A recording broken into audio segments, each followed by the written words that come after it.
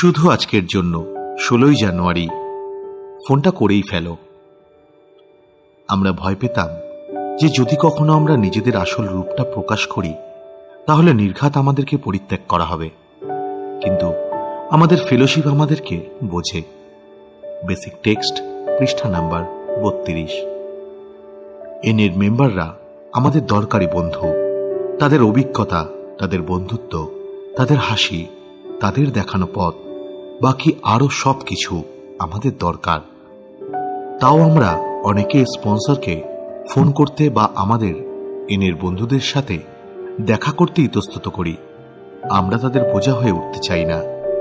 যখন আমরা কাউকে ফোন করার কথা ভাবি তখনও ভয় পাই যে আমরা তাদের মনোযোগ পাওয়ার যোগ্যই নই। আমরা ভয় পাই ওরা যদি আমাদের সঠিক রূপটা জানতে পারে তাহলে তারা নিশ্চয়ই আমাদেরকে পরিত্যাগ করবে। আমরা ভুলে যাই যে আমাদের এনের বন্ধুরা আমাদেরই মতো। আমরা এমন কিছু করিনি, এমন কোনো অবস্থায় পড়িনি বা এমন অনুভব করিনি যা অন্য মেম্বাররা মেলাতে পারবে না। যত বেশি আমরা আমাদেরকে প্রকাশ করব ততই আমরা শুনব, তুমি ঠিক জায়গাতেই এসেছো, তুমি বন্ধুদের মাঝে এসেছো, তুমি আমাদেরই একজন, তোমাকে স্বাগতম। আমরা ভুলে যাই আমাদের যেমন অন্যদেরকে দরকার, অন্যদেরও আমাদেরকে দরকার।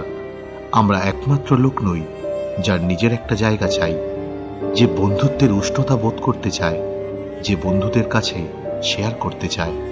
আমরা যদি নিজেদেরকে ফেলোশিপের থেকে আলাদা করে রাখি তাহলে আমরা তাদেরও প্রয়োজনীয় একটা জিনিস থেকে বঞ্চিত করছি, যেটা শুধু আমরাই তাদের দিতে পারি, আমাদের সময়, আমাদের সঙ্গ এবং আমাদের নিজস্ব সত্তা।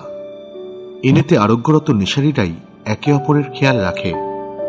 ফোনের অপর প্রান্তে যা অপেক্ষা করছে তা প্রত্যাখ্যান নয়, তা হল ভালোবাসা, উষ্ণতা এবং এনের বন্ধুদের সহমর্মিতা। ফোনটা করেই দাও। শুধু আজকের জন্য বন্ধুত্বের কিছু দেওয়া এবং গ্রহণের মাধ্যমে আমি ফেলোশিপদের কাছে পৌঁছে যাব।